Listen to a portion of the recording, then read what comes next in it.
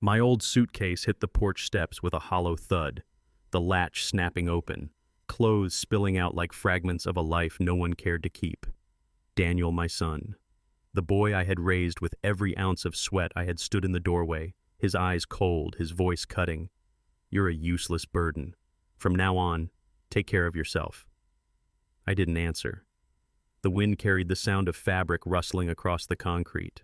Slowly I bent down, gathering the scattered shirts and socks with hands that trembled only slightly, though my eyes stayed steady. When I looked up, I met Daniel's gaze. My voice was low, calm, almost too calm. Are you sure about that, son? Because what happened next would change his life forever. Don't forget to subscribe to the channel and comment where you're watching from. He turned away. The door slammed shut, leaving me alone with nothing but a weathered suitcase and the fading light of dusk. I lifted the handle, stepped down the porch, and in that moment I knew my silence would be the storm that followed. The road was quiet. Only the crickets sang as if mocking the soundless crack inside my chest. I had walked away from many things in my life, but never from my own blood. The suitcase felt heavier than it had that morning, though nothing inside had changed. It wasn't the weight I was carrying. It was recognition. The recognition that love without boundaries turns a father into a shadow. As I made my way toward the street, a neighbor across the road glanced at me and quickly looked away. No one wanted to witness the collapse of a family. People are comfortable clapping for success, but when dignity is stripped away, they avert their eyes. That too was a lesson in this life. Your pain rarely gathers an audience willing to share the load. I could still hear Daniel's voice echoing in my ears. Useless. Burden. Words chosen like knives. He hadn't raised his tone much, but the coldness was sharper than a shout could ever be. A son who once clung to me with fevered arms now shoved me away with words that dripped disdain. There is a truth in how children speak when they believe you have nothing left to give them. Gratitude dries up the moment the faucet of sacrifice is turned off. I paused at the end of the driveway, setting the suitcase down. The sun was lowering itself gently over the rooftops. For a moment I let the silence press in. My hands tightened around the handle, not out of anger, but as if to steady myself. There is power in refusing to react and allowing silence to stretch until it becomes louder than rage. If Daniel expected me to shout or plead, he was mistaken. I would not give him the satisfaction of believing he could shatter me with a single act of cruelty. I had learned long ago, in the years I worked double shifts at the plant, that storms are survived not by those who shout at the sky, but by those who bend quietly, waiting for the winds to break themselves. Tonight I chose to bend. As I took my first steps away from the porch, memories began pressing against me. Daniel at age 7 was standing with a baseball glove that was far too big for his hand. His small voice then filled with wonder, asking if I'd always be there to catch for him. I remembered promising yes, even if my body failed, I'd find a way. That promise had carried me through overtime hours, through back pain that screamed louder than alarms. And yet here I was, shown the door by the very boy who once leaned on my promise. There's irony in love. You pour it out without measure, hoping it builds a bridge that lasts a lifetime. Sometimes it builds a bridge straight to your own undoing. I reached the corner, the sky shading itself into indigo. My phone buzzed once in my pocket. A text from Daniel. Just 4 words. Don't come back here. I stared at it until the letters blurred, then slid the phone back without answering. Even final words deserved silence. I hailed a cab from the app, and as I waited, I placed the suitcase beside me on the curb. Its scuffed edges, the worn leather handle, the faded airline sticker from decades ago, every mark told the story of a man who had carried more than luggage. That suitcase had seen military camps, hospital corridors, and motel rooms I could barely afford. Now it sat abandoned at the curb like me. I realized then that the suitcase was not just a container of clothes, but a container of truths that no one in my family cared to see. The cab pulled up. The driver, a man with graying temples, looked at me in the mirror but asked no questions. He saw the suitcase. He saw the face. Sometimes another man's silence recognizes your own. I gave him an address to a small motel by the highway, a place I had passed many times but never thought I'd end up in. Life has a way of steering you into rooms you swore you'd never enter. As we drove streetlights flickering past, I thought of Franklin Cole. Dr. Cole had once told me, "Robert, the day may come when silence is not surrender, but strategy." He had given me that old pocket watch when we finished our last job together. Time will reveal the engraving read. At the time, I thought it was just sentiment. Tonight, the words throbbed like prophecy. The driver dropped me at the motel and I carried the suitcase inside. The room smelled of disinfectant and old air conditioning. I placed the suitcase on the bed, sat beside it, and stared at the ceiling. There was no point in drowning myself in tears. Tears had their place, but they solved little. Instead, I began to unpack, folding each shirt slowly, carefully. There is dignity even in small tasks.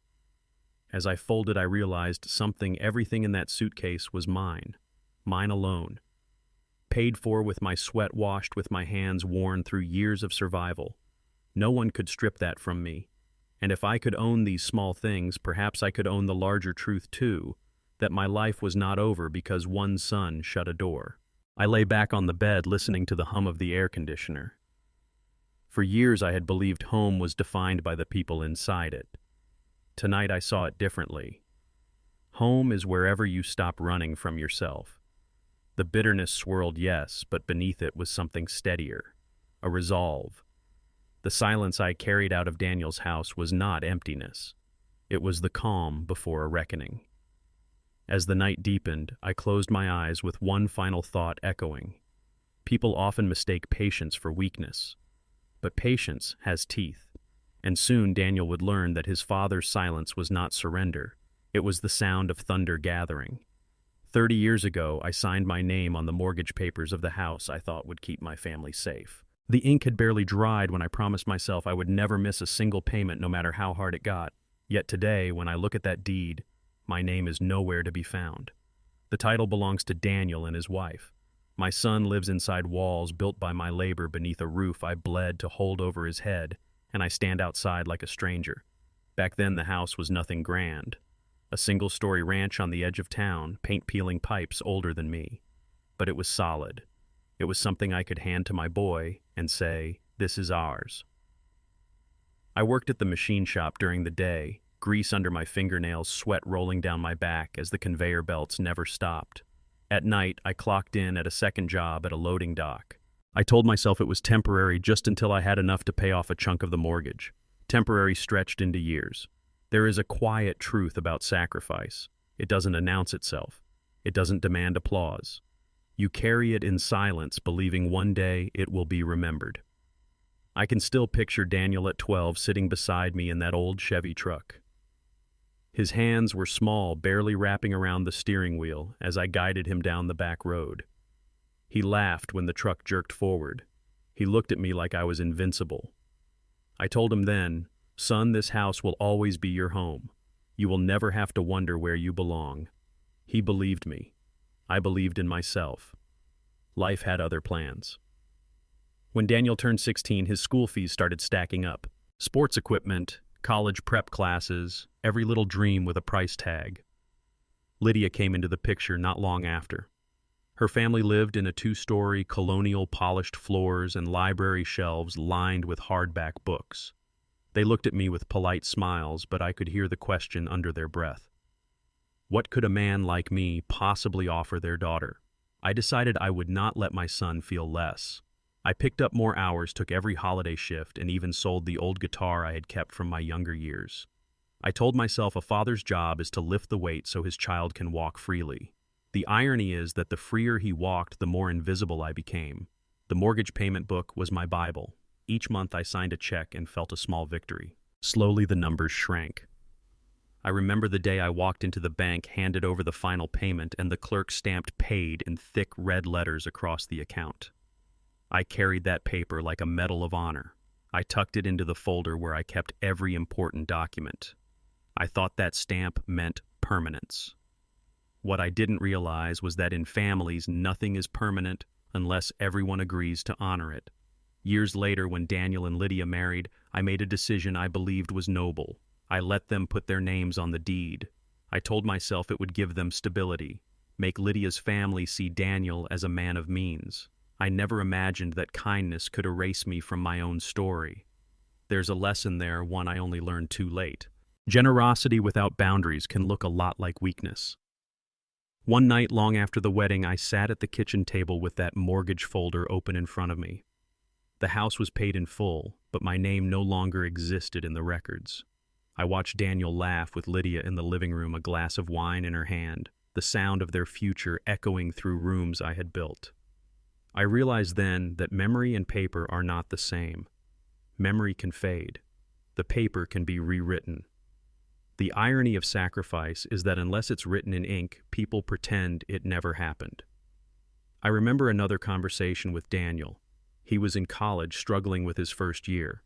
He came home exhausted, complaining about the workload, about professors who didn't care. I sat with him on the porch and told him stories of my time in the National Guard, how I had carried gear heavier than I thought possible through mud that swallowed boots whole.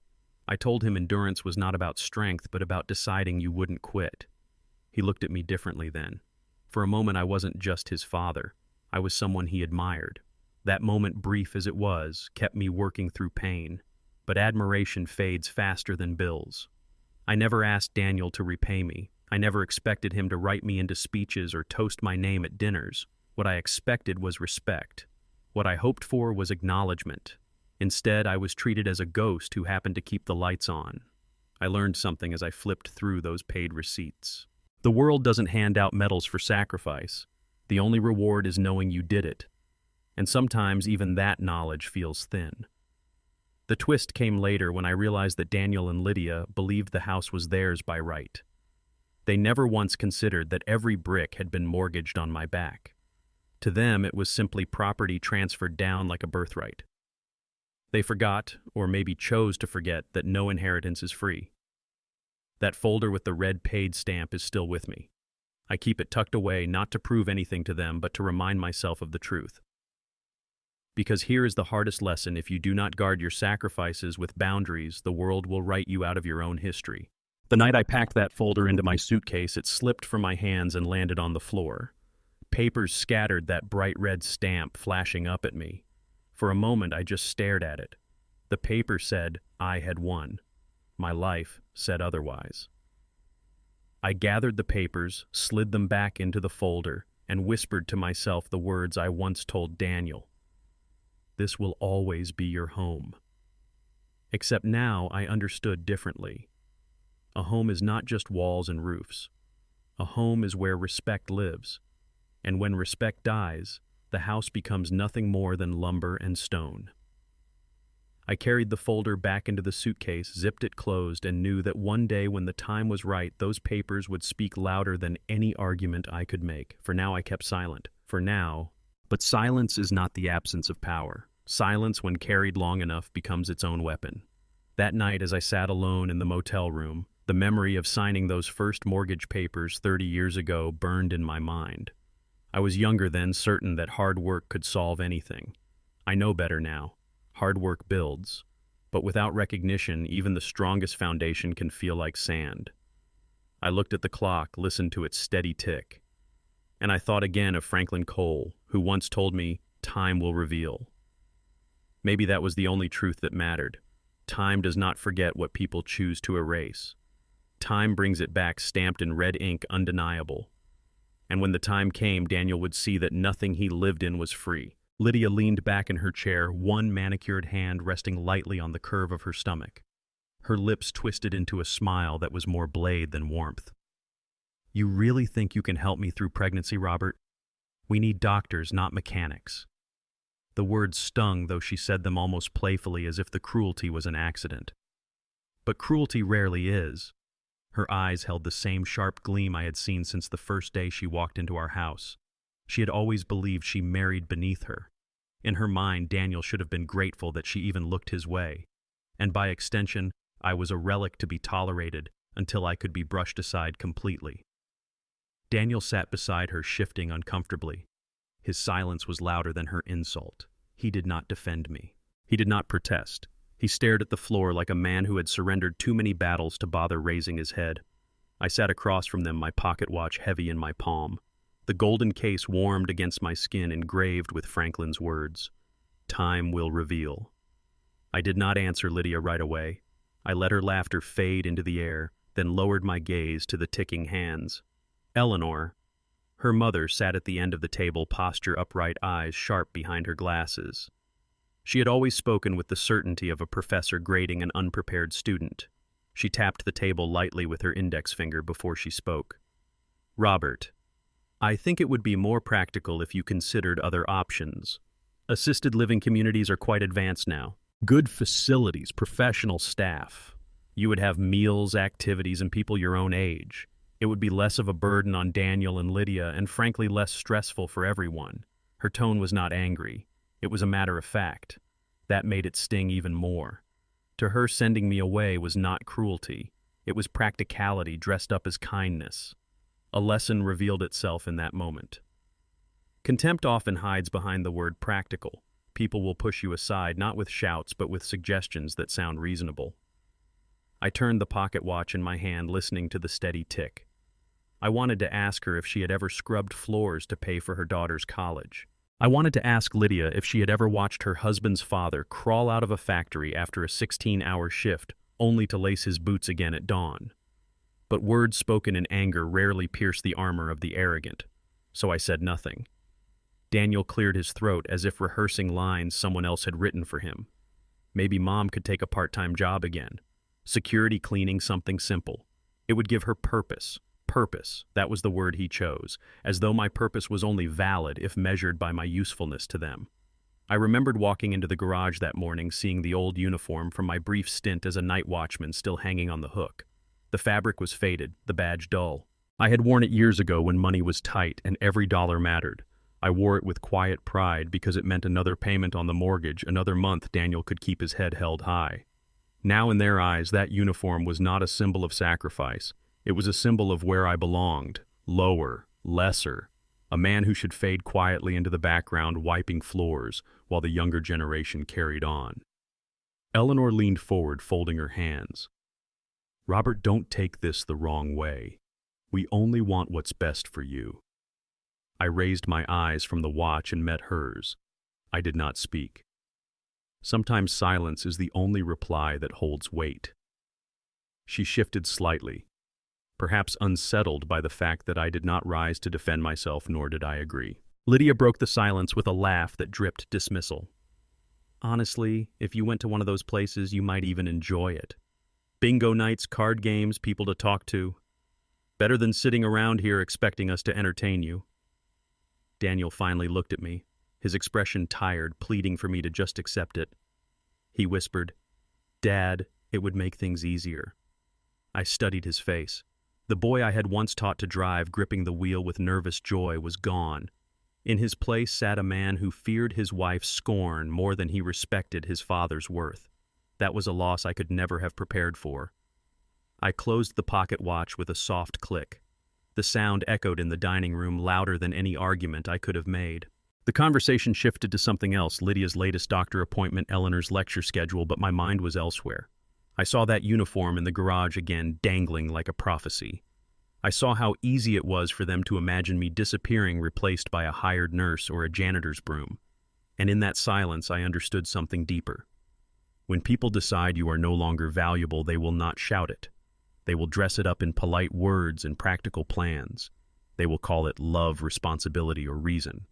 But contempt wrapped in silk is still contempt. Later that evening, I walked into the garage alone. I touched the uniform, feeling the roughness of the fabric against my fingertips. My reflection looked back from the dusty mirror propped in the corner. I saw not a burden, but a man who had carried others for too long. I whispered to the empty air, "They think this is where I belong." Scrubbing floors, folding quietly into shadows. Let them think it. Time has a way of returning the truth. The pocket watch ticked in my palm again, and I knew Franklin was right. Time would reveal. I left the garage light on the uniform swaying slightly on the hook, as if it too was breathing. Then I walked back inside, past the voices that no longer bothered to lower themselves when speaking about me, past the laughter that cut like glass. I went into my room, closed the door, and let the silence settle like armor around me. The contempt in that house was no longer hidden. It was out in the open plain as day. And I understood now, sometimes people show you exactly what they think you are worth, and it is your job to prove them wrong without ever raising your voice. The lesson of that night stays with me still. Disrespect rarely arrives with fanfare. It slips into rooms on the backs of practical suggestions and polite dismissals. The challenge is not to fight their words with rage, but to prepare your own truth quietly, steadily, until the time comes when silence becomes thunder. And so I waited with a pocket watch ticking in my hand and a storm building in my chest. Franklin once told me these words: "Time will reveal." I never thought I would carry them with me like scripture, let alone live to see them come true in ways he could not have imagined. It was late evening when I pulled the pocket watch from my coat, the one Franklin had given me years before. The engraving on its back had grown faint from years of my thumb tracing the same line over and over. Time will reveal. When he placed it in my hand, he said it not as a proverb, but as a warning. Now, with the light of a dying sun spilling across the small motel desk, I finally understood. The world has a way of stripping you bare, making you invisible, and then in the quietest moment revealing you again, this time not as you were, but as you are meant to be. Franklin Cole was not just an employer to me. He was a man who carried his own scars, who saw mine, and did not flinch. He had served as a combat doctor in Vietnam long before I ever met him. By the time our paths crossed, he had already built a small but respected medical practice in town. I met him by accident. My truck broke down outside his clinic one hot summer afternoon. I had grease on my hands, frustration in my veins, and a boy waiting at home for dinner that I wasn't sure I could afford. Franklin walked out, sleeves rolled up, and asked if I needed a hand. He looked at the engine, then at me, then offered something better than mechanical advice. He offered me a job. He didn't need a janitor, not really. His clinic already had staff. But he said, "Robert, I need someone around who understands what it means to keep moving no matter how tired you are." I worked nights there, cleaning, fixing, sometimes just listening when he needed to unburden stories of old battlefields. He would leave medical journals on the counter for me as if daring me to read them. Sometimes I did. He taught me to play piano on the old upright in his office, saying that a man needs something more than labor to remind himself he's alive. When the cancer came, he faced it the same way he had faced everything, direct, unflinching. I stayed with him through the worst nights, driving him to treatment, sitting in silence when he had nothing left to say. He had no wife, no children. The war had taken more from him than bullets. Loneliness was a shadow that trailed him. Yet in those final years, we became something close to family. I never once thought of what would be left behind. My service to him was not an investment. It was respect. So when Thomas Reed, the attorney, slid the thick folder across his polished desk weeks after Franklin's passing, I thought it was routine paperwork. Condolences, perhaps a note of gratitude. Instead, Thomas looked at me with an expression I did not understand at first. "Robert, you know what this means, don't you?" I flipped through the pages slowly, words blurring. Franklin had left me everything. Not just the small clinic, but a trust worth $6.5 million accumulated quietly through decades of careful investing. He had named me sole beneficiary with the explicit note that I was the only person he trusted to carry his legacy with dignity. The room tilted for a moment. I had spent years believing my worth was measured only in overtime slips and mortgages. Suddenly, here was proof that another man, one I respected beyond words, had seen me as something more. I laughed once softly, shaking my head. Thomas raised an eyebrow. "You understand you're a millionaire now, right?" I closed the folder and met his gaze. "They still think I am broke, Thomas?"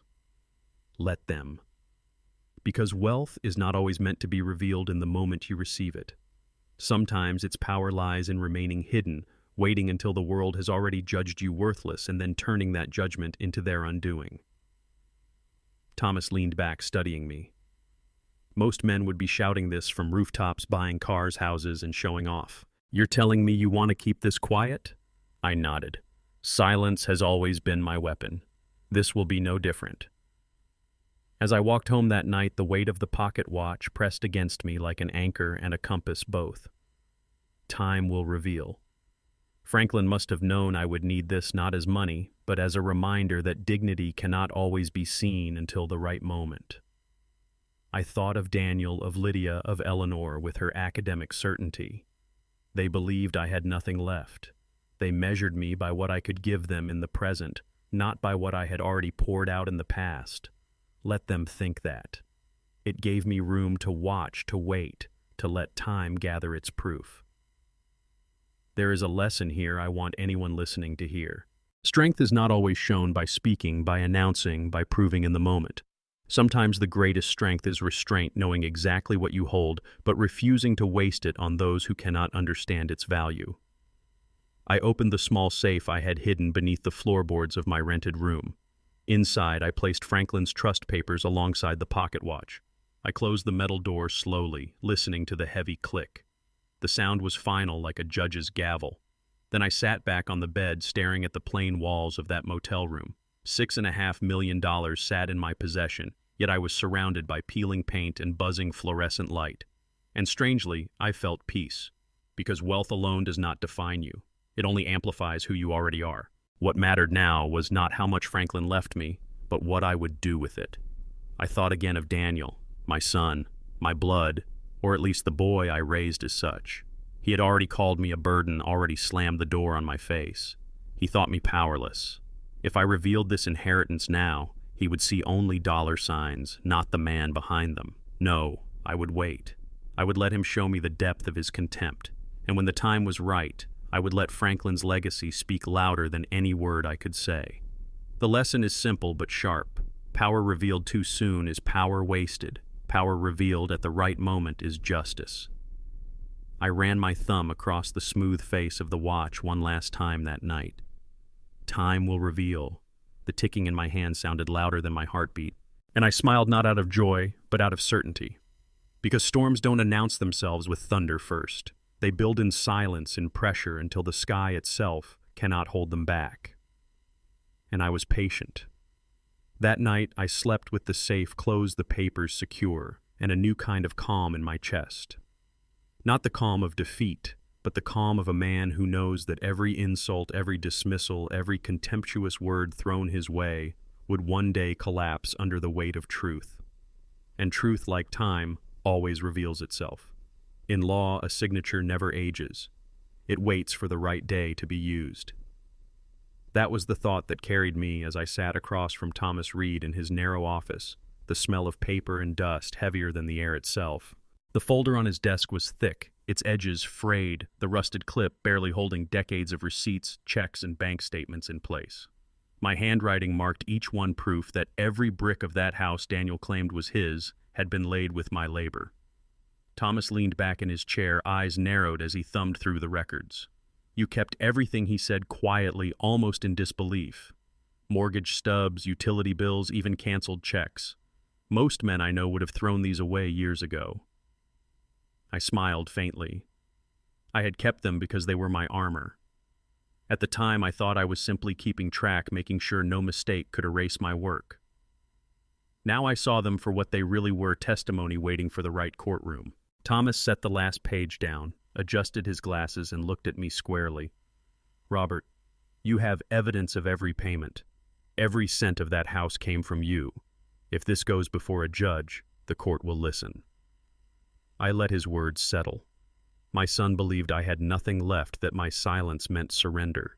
He did not know silence was sometimes only the preparation of a case. Then let the law speak for me, I told Thomas. He nodded, tapping the folder. The law has a rhythm, Robert. It's slow, deliberate, sometimes maddening. But it never forgets. These papers are like stones in a river. They don't move fast, but they will redirect the current. I thought about Daniel and Lydia, about Eleanor's sharp words. They measured me by my silence, by the emptiness of my pockets. They did not measure me by the ink that had dried on contracts, by the files that now sat in Thomas's hands. In life, people think noise wins, but in court, only documents do. Thomas flipped to a page and pointed at a detail. When you transferred the title to Daniel and Lydia, there was no exchange of consideration. That matters.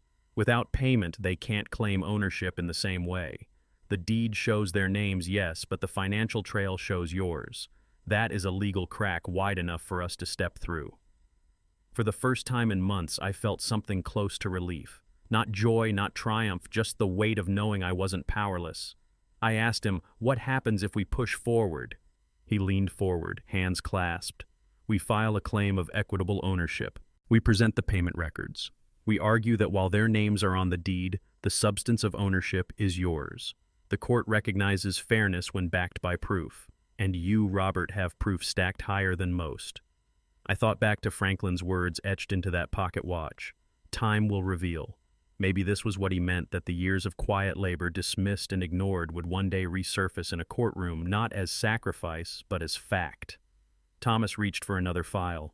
We'll start with a demand letter. It gives them notice, offers a chance to settle before we escalate. But I'll tell you something, Robert. People who laugh at you and your weakness rarely negotiate in good faith. They will likely mock this, too. I closed my eyes briefly, picturing Lydia's smirk, Eleanor's dismissive tone. Yes, they would mock it. They would roll their eyes and say the old man was chasing shadows. But the courtroom is not their living room. In the courtroom, respect is not optional. There is a lesson here, one I have learned the hard way. Dignity is fragile in homes, but unshakable in law. Family may rewrite history at the dinner table, but the ink of your signature does not fade in a judge's eyes. Thomas stacked the papers neatly, his hands firm. You need to prepare yourself. This will not be quick. It will not be painless. They will try to smear you, perhaps even call you unfit. But the law is not concerned with gossip. It is concerned with proof. I met his gaze and answered, Then proof will be enough. He smiled slightly. Most men who come in here demand revenge. You ask for justice. That difference matters. I stood straightening my jacket, the folder heavy in my arms now, as though it carried not just documents, but decades of silence finally finding a voice. As I reached the door, Thomas called after me. Remember, Robert, in this fight you don't have to shout. Let the papers speak. Let the judge hear what your son refused to. I left his office, the door closing with a firm click that echoed down the hallway. That sound lingered in my ears like a promise. Walking into the dusk, I thought about the irony of it all. For years I believed my worth had vanished because my family said so. Yet here was the law reminding me that signatures do not age, receipts do not vanish, and silence does not erase truth. Another lesson rose in me, one I knew others might one day need to hear. Never believe silence erases your work. Sometimes it only preserves it until the right witness arrives. That night I returned to the motel and spread the documents across the table. Row after row of canceled checks, mortgage slips, and bank statements. Each one was a scar turned into evidence. I ran my hand over them slowly as though touching old battle medals. The folder's metal clip squeaked when I tightened it, rusty but unyielding, just like me. I leaned back in the chair, pocket watch in my palm, listening to the tick as if it were the clock of the courthouse itself. Time would reveal, yes, but not without preparation. And I was ready. Because justice does not knock loudly. It arrives in thick folders and rusted clips, in the quiet patience of a man who refuses to let his history be erased. And one day soon, those who had dismissed me as a burden would hear the voice of the law, and it would sound nothing like mercy. Chloe's voice cut across the glossy showroom like a whip. The words were sharp enough to turn heads. A man like you only comes here for the free coffee. The laughter from a couple of onlookers rippled through the polished air, bouncing off glass walls and marble floors. I stood still, hands resting on the handle of my weathered suitcase, the same one that had been thrown on the porch weeks earlier. My reflection stared back at me from the showroom window, creased face plain, jacket shoes, scuffed from years of labor. To Chloe, to all of them, I was nothing more than a man out of place, an intruder in a world of chandeliers and crystal water pitchers. But I did not answer her insult with anger. Instead, I let the silence breathe. The crowd shifted, expecting me to retreat, to walk out humiliated. That was the script they were used to. But this was not their stage. I moved closer to the sales counter, my steps steady, my gaze calm. Chloe blocked the way, her perfume sharp, her smirk practiced. She spoke louder for everyone to hear. Why don't you do yourself a favor, sir? Go down the street where the prices match your wallet. The young assistant who had greeted me earlier flinched, eyes darting between Chloe and me. She whispered, Sir, I can show you the models if you like. But Chloe cut her off with a wave of her manicured hand. No need to waste time. He's not buying anything. The crowd murmured again, some smirking, others curious. Contempt is contagious. People enjoy a public belittling as long as it is not aimed at them. I opened my hand. The pocket watch Franklin had given me glimmered faintly. Time will reveal. I had waited long enough. Turning to the sales manager who had rushed over after hearing the commotion, I spoke evenly, each word deliberate. "My name is Robert Whitman. I would like to see the villa on the corner lot." Chloe laughed openly. "That one, it's over $1 million. People like you don't even get to tour it." The manager's eyes flickered with doubt caught between professionalism and Chloe's arrogance. The room held its breath, waiting for me to fold. Instead, I reached into my jacket and withdrew a slim folder, the same folder Thomas had insisted I keep close. Inside was no anger, no insult, only power in the form of documents. I laid it on the counter, slid it toward the manager, and said quietly but firmly, "Open it." He did. His eyebrows lifted slightly, then lifted again. His eyes scanned the account statement, the certification of funds. The crowd pressed closer, murmurs rising. Chloe leaned over, snatching a glance. The smirk on her lips faltered. She blinked rapidly as though the numbers on the page were tricking her eyes. But numbers don't lie. The manager straightened, cleared his throat, and addressed me with sudden respect. "Mr. Whitman, I'll be honored to have our senior consultant assist you with this purchase." But I shook my head, turned toward the young assistant Chloe had dismissed, and said, "She will help me. She is the only one here who treated me with dignity." The assistant's eyes widened, color rising in her cheeks. Chloe's jaw clenched so tightly I thought she might shatter her teeth. I picked up the pen from the counter, the weight of it cold and sure in my hand. For a moment the room was silent except for the faint scratch of ink on paper. My name flowed across the contract, Robert Whitman. Cash payment. Immediate. It felt less like a signature and more like unsheathing a sword. A man can shout for respect all his life and gain nothing. But one signature in the right place can silence an entire room. When I set the pen down, the manager slid the document toward the POS machine. The crowd leaned in, waiting, disbelieving. Chloe whispered under her breath, desperate, "It has to decline." The machine beeped once, then again. The green letters flashed across the screen. Approved. The sound was not loud, but to me it was thunder rolling across the room. To them it was the collapse of every assumption they had made about me. Gasps spread. Someone muttered, "He just bought it outright." Another whispered, "Who is he really?" I picked up the pen again, turned to the assistant, and said calmly, "Prepare the paperwork. I will take possession immediately." Her voice trembled with awe. "Yes, Mr. Whitman, right away." I caught Chloe's reflection in the polished counter. Her face had drained of color, her arrogance collapsing like a poorly built stage set. She opened her mouth to protest, but no words came. All she could do was stand frozen, her own contempt weapon turned back on her.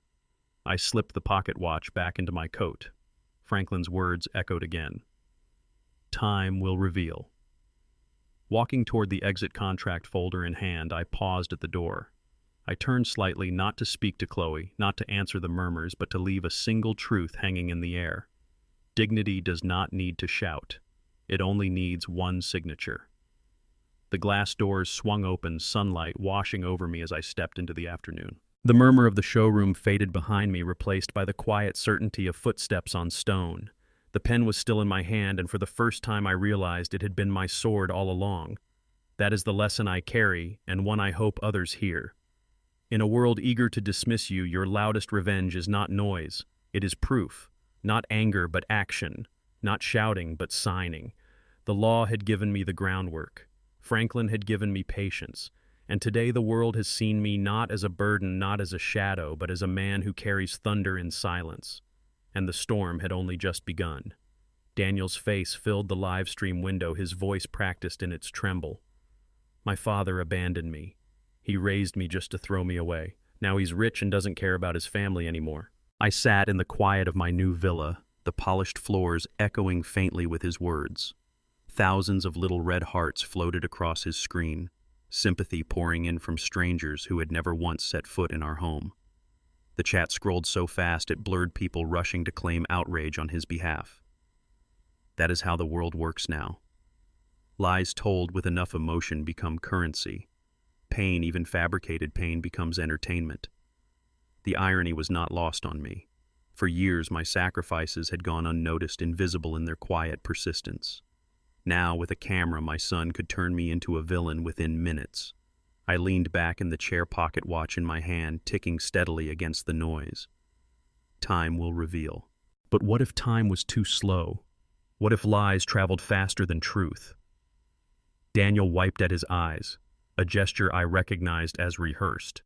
He said he never asked for money, only love. He painted me as a man who cared more about villas and possessions than my own blood. He forgot that paper does not forget. Receipts do not vanish. Records do not lie. The chat overflowed with pity. Poor son.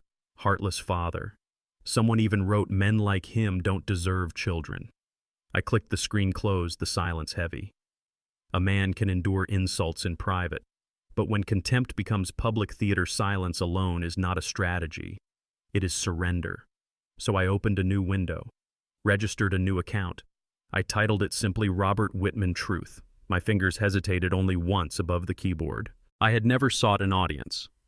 But if my son wanted a courtroom of strangers, I would meet him there. Only I would bring evidence instead of tears. I went live.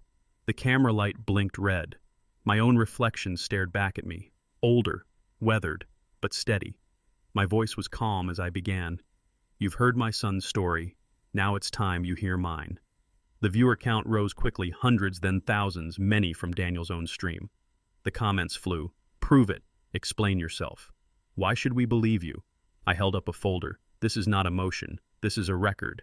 Every tuition payment I made, every hospital bill I covered, every hour I worked so that my son could live."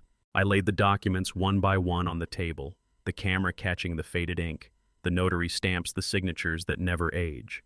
Then I lifted the adoption papers. He was not my blood. He was a child abandoned, left to die, and I chose him. I walked away from my marriage so that he would not be returned to the orphanage. Every piece of my life bent around his survival. The chat exploded. Some disbelief, some stunned silence, some apologies typed in frantic speed. I said nothing for a long moment, letting the sound of paper shifting on the desk fill the silence. Sometimes the strongest statement is simply showing what cannot be denied. Then I leaned closer to the camera. "You want to call me heartless? Look at these documents. Paper doesn't lie, memory doesn't vanish. Truth does not need tears to stand." The numbers surged again, clips of my words spread almost instantly. The tide was turning. In one stream, Daniel had played victim. In mine, I became what I had always been, a man carrying proof. Yet I did not gloat. I knew the danger of triumphing too soon. I ended the stream with a single line. "You wanted the truth. Now you have it. What you do with it is yours to decide." I clicked end broadcast. The silence returned, heavy but clean. I turned in my chair and looked out the wide glass window of the villa. Outside, the world moved on, cars rolling by, children on bicycles, a dog barking at the wind. None of them knew or cared about the storm raging across glowing screens, and maybe that was the lesson. The truth does not need to win every argument online. It needs only to stand unbroken for those willing to see. The camera had become a courtroom, strangers, the jury, evidence, the gavel, and I had learned a final lesson in that moment. Lies sprint, but truth carried patiently will always finish the race. The opposing lawyer rose with a smirk that had been rehearsed. He raised his voice just enough for the jury to hear. "This man is nothing more than a leech, a father who failed to provide for himself and now wants to steal the home of his hard-working son." The words hit like stones, each one flung to bruise, not to prove. I sat at the table, back straight, hands folded on the polished wood. Beside me, Thomas leaned in, whispering, "Steady, Robert. We expected this." I nodded once. The weight of the pocket watch in my coat pocket kept me anchored, the faint tick louder in my ears than the lawyer's venom. Time will reveal. It always had. The judge turned to me. "Mr. Whitman, how do you respond to these claims?" I stood slowly, my knees stiff from years of labor, but my resolve steady. I met the eyes of the courtroom strangers, observers, and even a few reporters drawn by the family drama. Daniel sat across from me, jaw clenched, Lydia's hand gripping his arm. Eleanor sat behind them, her lips pressed into a thin line of triumph. To them, this was theater, and they expected me to stumble over my lines. I took a breath. "Your Honor, I have been called a burden, a leech, a thief. But the truth of a life does not vanish because someone louder declares it gone. Truth is written in signatures, in paper, in sacrifice." The opposing lawyer scoffed. "He has nothing but stories." The judge raised a hand. "Mr. Whitman, do you have evidence?" That was the moment. I reached into the folder Thomas had placed carefully before me. The rusted clip squeaked as I opened it. One by one, I laid down documents, canceled checks, stamped mortgage receipts, utility bills. Each page fell with a quiet slap that seemed louder than any accusation. I looked at Daniel, who refused to meet my eyes. Then I placed the final paper on top. A government-issued certificate faded with time but sealed with authenticity. The adoption decree. The courtroom hushed instantly. Even the rustle of papers ceased. I spoke with measured calm. This is my son, Daniel Whitman, adopted at 1 year old after being abandoned in a dumpster with a congenital heart defect. I walked away from my marriage to raise him alone. I worked nights, double shifts to keep him alive. And every payment on the house he now calls his own was made with my hands. Silence filled the room. Not disbelief, something heavier. The weight of truth settling into unwilling ears. Daniel's lawyer fumbled. Irrelevant, Your Honor. This is a property case. The judge leaned forward. No. This is central. You accuse this man of leeching. If his documents prove what he says, then this court is dealing with more than property. We are dealing with a man erased from his own legacy. Thomas stood, voice sharp. Your Honor, every receipt aligns with the payment schedule. The financial trail is indisputable, and the adoption record proves beyond any doubt the sacrifices made by my client. The judge turned to me again. Mr. Whitman, why reveal this now? Why not sooner? I rested my hand lightly on the pocket watch, its tick steady against the wood. Because, Your Honor, truth is not always heard when first spoken. Sometimes it must wait until the noise has spent itself. My son dismissed me as worthless. His wife mocked me as unfit.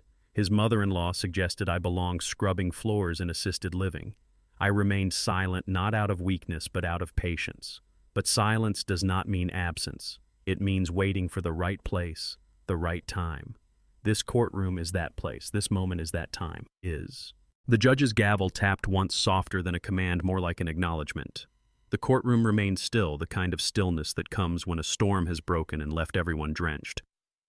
I sat down, sliding the papers back toward Thomas.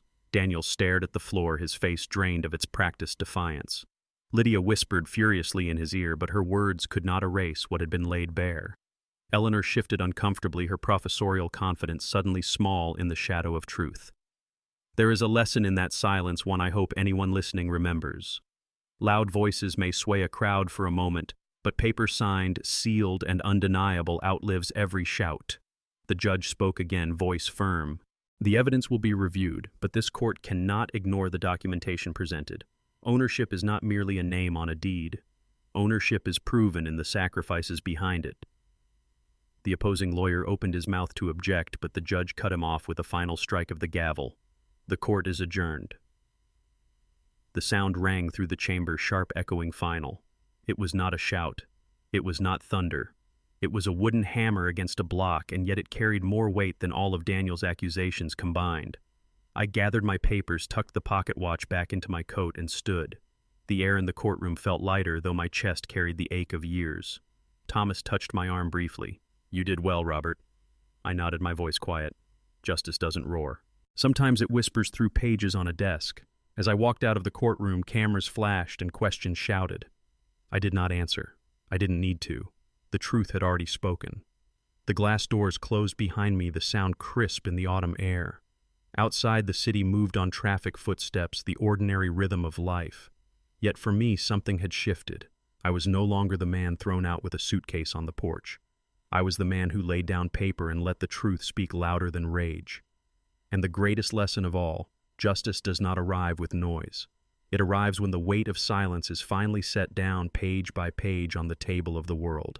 Daniel sat hunched at the kitchen table, the late afternoon light slanting across the wood, catching on the half-empty glass in front of him.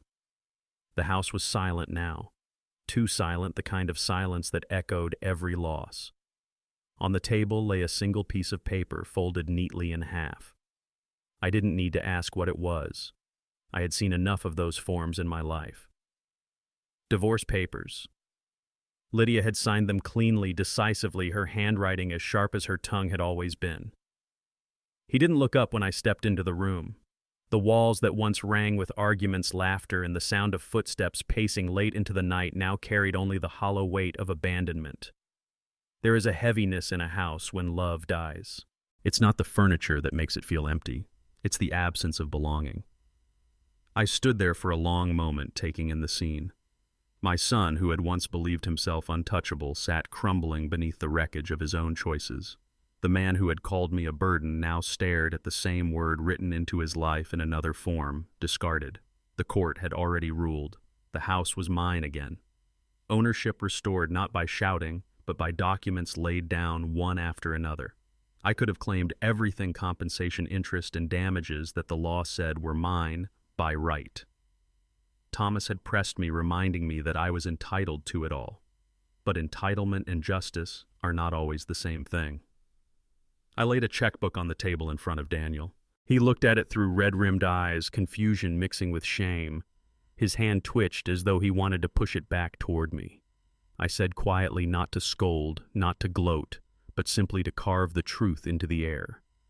I don't need you, poor Daniel. I need you to learn how to live decently. He swallowed hard, eyes dropping to the check I had already signed. The amount was enough for him to start again, not lavishly, not comfortably, but enough to survive, enough to remind him that life had not closed every door. There is a lesson here, one I hope he will one day understand. Justice is not about crushing the other side into dust. It is about setting boundaries that can no longer be crossed. If I had taken everything, I would have become the same as those who once stripped me of dignity. Instead, I chose to leave him a fragment not as mercy, but as a line drawn in silence. He finally spoke, his voice cracked. Why, after everything, why leave me anything? I met his eyes, the same eyes I had once carried through sickness and fear, because I am still your father. And a father does not teach with revenge, he teaches with consequence. He lowered his head, tears dropping onto the divorce papers. For once he had no words sharp enough to fight back, no excuses strong enough to hide behind. The silence between us was not the silence of contempt anymore. It was the silence of realization. I reached for the checkbook, tore the next page cleanly in half, and placed it on top of the divorce papers. The sound of paper ripping was soft, almost tender, but it carried the weight of years. A reminder that some things once broken cannot be taped back together. I turned toward the door. My footsteps echoed across the empty rooms. At the threshold, I paused. The air smelled faintly of dust and old paint, the scent of endings. I did not look back. Some doors must be closed fully if you want the storm to stay outside. As I pulled the door shut behind me, the latch clicked, final and unyielding. Outside, the world was still moving, children riding bicycles down the street, neighbors watering lawns, life going on, as if nothing inside that house had just collapsed. That, too, is a lesson. The world rarely pauses for your heartbreak. It keeps spinning, reminding you that pain is temporary if you let it be. I walked away with no suitcase this time, no weight dragging at my hands. Only the pocket watch in my coat ticking its steady rhythm. Time will reveal. It had revealed Daniel's choices, Lydia's abandonment, and Eleanor's silence. But it had also revealed something in me: that revenge is hollow if it leaves you bitter. Real justice leaves you lighter. As I stepped onto the sidewalk, I whispered to myself the truth I had carried for years. Mercy does not mean weakness. Sometimes it is the strongest boundary of all. And in that moment, I knew the collapse of Daniel's world was not the end of mine. It was simply the clearing of ground on which I could finally build a life that belonged only to me. I woke to the soft sound of the lake lapping against the shore. The air was cool, the kind of crisp that clears the lungs and hushes the mind. I walked into the kitchen, ground the beans slowly, and let the scent of coffee rise like a quiet hymn. The kettle hissed, steady and calm, nothing like the storms I had walked through in recent months. With the cup warming my hands, I pushed open the window facing the water. The light was just beginning to stretch itself across the lake, silver, turning into gold as the sun climbed. For a long while I stood there watching the ripples catch fire with every ray. There was no shouting now, no gavel, no voices dripping with contempt, only the steady hum of life returning to itself. I thought of what healing really means. For years I believed it was about reconciliation, about convincing those who scorned me to see my worth. But standing there, the steam rising from my cup, I understood the truth. Healing is not about being welcomed back. It is about no longer needing the welcome. I sat down by the window, pocket watch in my hand. Its tick was steady, unbothered, as if reminding me that time had never betrayed me. Time had carried me through abandonment, through ridicule, through legal battles, and now it carried me into peace. Franklin's words came back again. Time will reveal. And it had. Not only the betrayal of others, but the endurance within myself. There is a lesson hidden in this quiet moment, one I wish I had learned sooner. You can spend your whole life trying to be enough for people who will never see you. Or you can turn toward yourself and realize you were enough all along.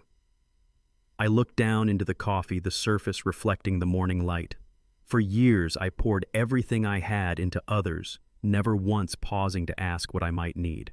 The house payments, the overtime hours, the sacrifices, every one of them was a brick in the fortress I built for someone else. Now finally, I was building something smaller, simpler, but mine. The past did not vanish. Daniel's words would always echo somewhere in the back of my mind. You're a useless burden, but those words no longer defined me. They were part of a chapter I had closed, like the heavy door of that house I had walked away from. What remained open was the quiet page of this morning, a man alone, but not lonely. I whispered to the still air, more to myself than to anyone else. I once lived for them. Now finally, I live for myself. The tick of the pocket watch filled the pause, steady and sure. Healing, I realized, is not dramatic. It does not announce itself with applause. It seeps in slowly like light through a window, until one day you realize you are no longer standing in the dark. I took a sip of coffee and let my gaze rest on the horizon. The water shimmered brighter now, sunlight breaking fully across its surface. And I thought of you, the one listening to my story. If one day your own child, your own blood looks at you and calls you a burden, what will you do? Will you beg to stay? Will you collapse under the weight of their contempt? Or will you remember that your worth is not defined by anyone's approval, not even theirs? That is the question I leave with you. Because revenge is not the true ending. The true ending is learning to guard yourself, to protect what remains of your dignity, and to step into a life where peace belongs only to you. I closed the window gently, set the pocket watch on the table, and listened to its final tick as the sound faded into the quiet. The lake gleamed, the world breathed, and for the first time in a long time, I was not carrying the weight of anyone else's expectations. I was simply myself. Thank you for joining me on this journey. If you enjoyed this story, please like this video, subscribe to the channel, and share your thoughts in the comments. To listen to the next story, click on the playlist now showing on screen.